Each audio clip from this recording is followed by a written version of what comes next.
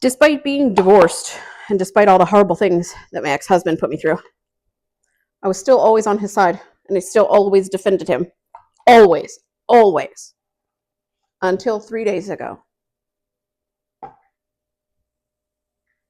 Now, it's 100% over.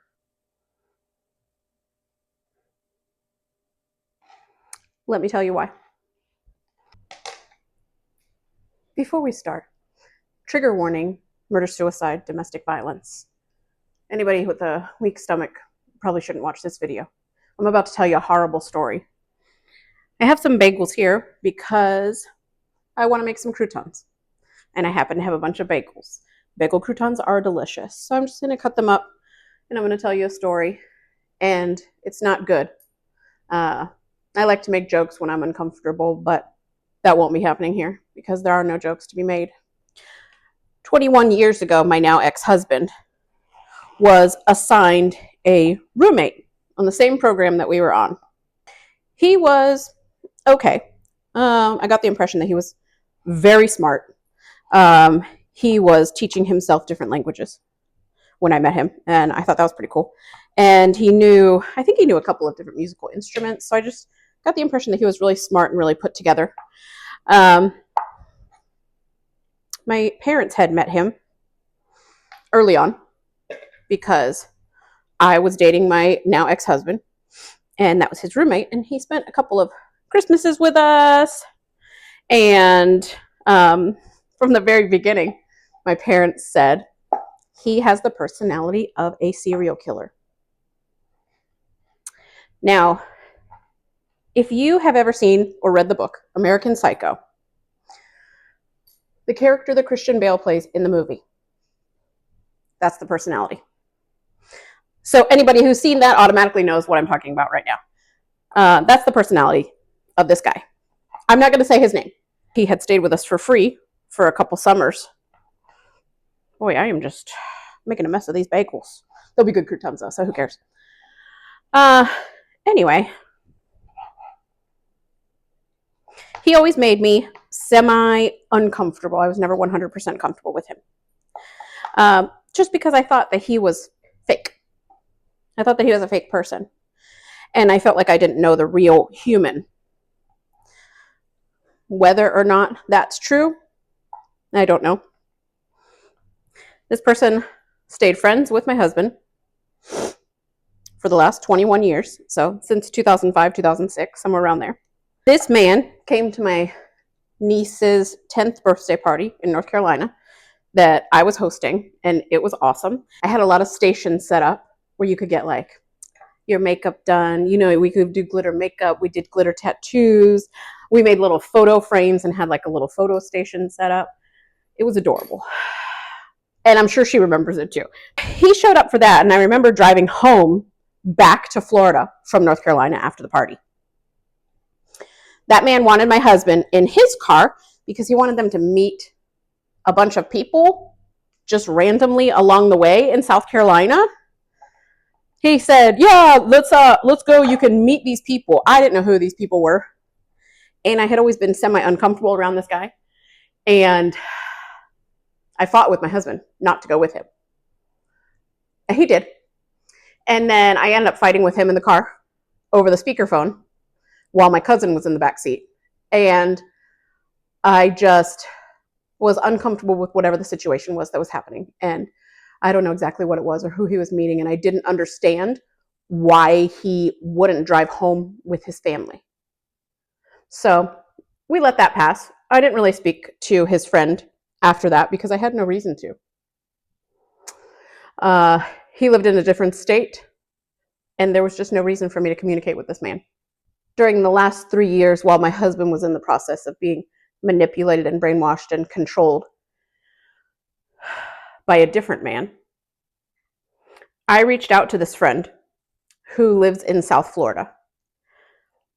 And I asked him. I wanted to know that my husband was safe or what was happening, if he knew what was going on. He never contacted me back. Instead, he told my husband that I had contacted him. that led my husband to lash out at me. So this friend contacted my husband and said that I had reached out to see how he was. That gave my husband ammunition to be horrible and cruel towards me. In my mind, I was trying to figure out if he was okay, if he was safe, if his good friend knew what was happening to him. I still don't have that answer. When I spoke to him about it and I said, yeah, I reached out to him. And he goes, well, why would he ever talk to you? And I was confused. Like, why wouldn't he talk to me? He's known me for 21 years. Why wouldn't he? He was a groomsman in our wedding. Why wouldn't he talk to me? Because of my actions after my niece's 10th birthday party. Because of my actions. When I was still married, I knew that this man was on drugs. He was, well, I don't think I can say them here. The woman that birthed his children was trying to get full custody because he would leave his kids in the house and then go to a neighbor's house and do drugs. They met at a Tony Robbins convention. They were both volunteers. And that's where they met and then had 2 children, but were never married. I found out during my divorce proceedings that this friend had always, over the last many, many years that we've been married, always texted my husband pictures of the threesomes that he was having. I didn't know that. My husband would delete them from his phone. I wasn't even know that they existed. I did get to see one of them because while we were getting divorced, he texted my husband a picture, and that's the one that I saw. So I think if you have a friend that's sending you pictures of the threesomes that they're having, sometimes videos too, I think that's not appropriate to send to a man that is happily married. And as his friend, that should have stopped a long time ago. But that's neither here nor there. A few weeks ago, I got a call from my husband. And he was distraught. He told me, I have been trying to get a hold of this friend for weeks, and he hasn't answered me.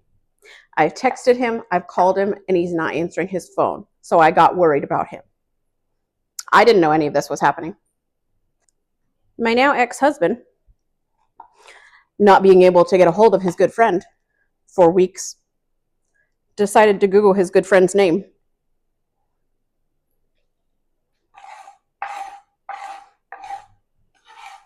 If you have a weak stomach, this is where you turn off this video. Lots of news articles, as a matter of fact.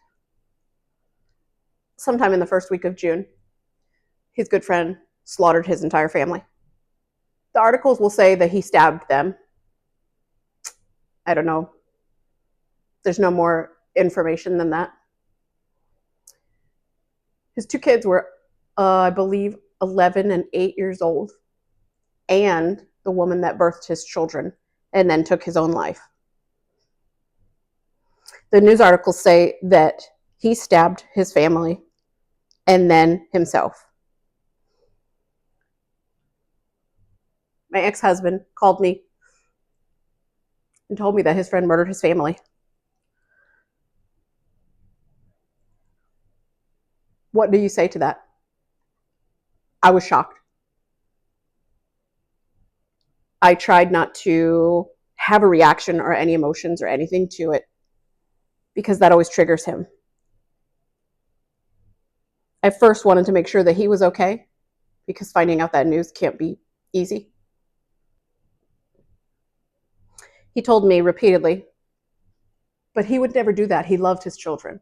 He would never do that. Everything he did was for his kids.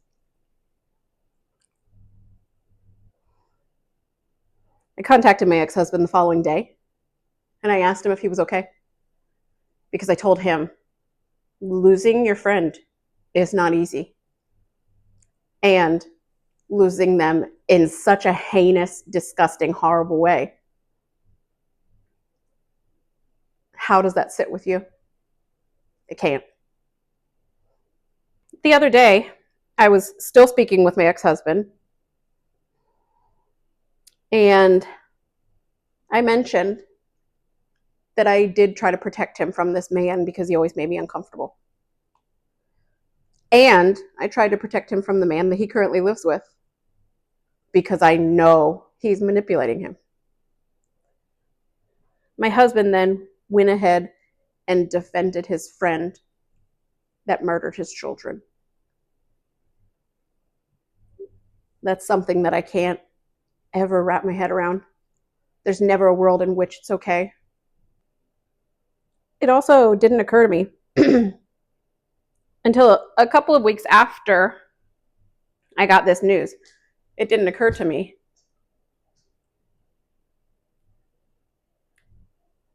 the wedding gift that this man gave us in 2008 has been in this video the entire time. You want to guess what it was?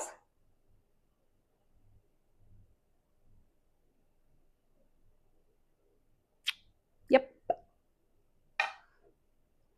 I know someone's out there watching this video and they're like, Emily, that's not the best knife to cut a bagel. I'm aware. Somewhere there's a grieving family that has lost their daughter and their grandchildren. And that's something that will sit with me for the rest of my days. That there's a family in pain that doesn't have to be. So